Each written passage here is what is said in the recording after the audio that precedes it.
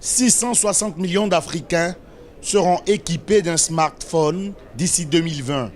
Un formidable potentiel pour le développement du numérique sur le continent. Cette croissance des pratiques et des outils digitaux situe les enjeux de la mutation des administrations face à l'ère des bouleversements numériques. L'Afrique, notre continent, a raté les précédentes révolutions.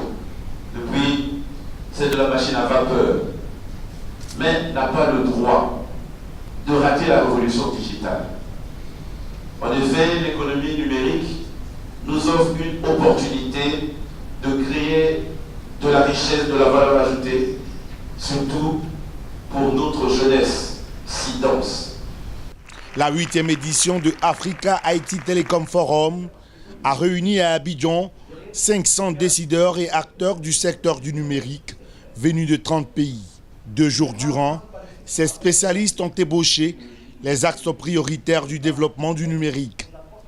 4e au classement mondial des administrations digitalisées, l'hôte ivoirien partage sa stratégie.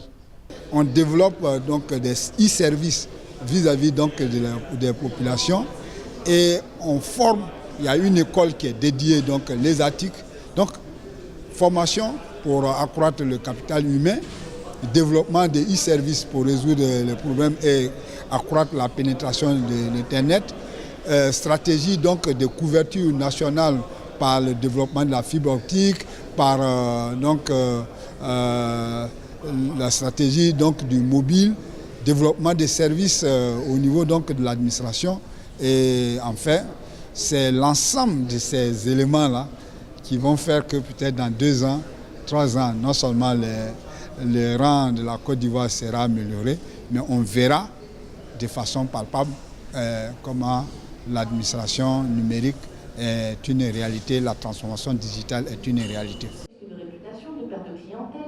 En plus du cadre juridique sur la cybersécurité de la Convention de Malabo du 24 juin 2014, le débat sur la protection des données se veut permanent.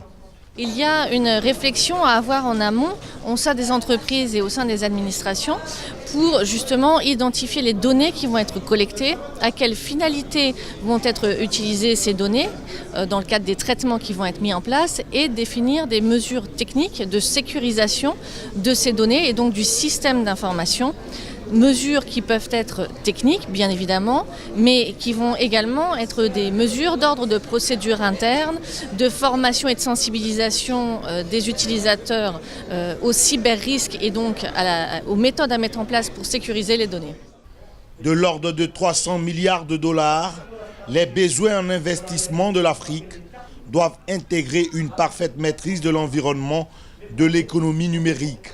Dans ce cadre-là, il est important de faire le lien entre la stratégie de l'entreprise avec la couche métier, c'est-à-dire l'entreprise, qu'est-ce qu'il fournit comme service, comme métier, et aussi la couche applicative pour voir le lien entre les applications, les technologies et la stratégie. Et généralement, si on ne maîtrise pas les impacts entre la stratégie, le métier et les applications, tout l'investissement qu'on va faire en termes de la technologie, en termes des outils, ça ne va pas arriver à un résultat final parce qu'à un instant T, l'outil reste un outil, mais le plus important, c'est définir une stratégie qui va bénéficier de ces outils-là pour créer de la valeur ajoutée et de la croissance au sein des entreprises.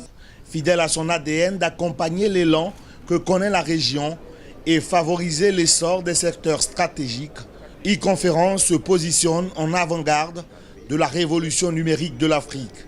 D'ici fin 2018, 75% des foyers africains seront connectés à Internet.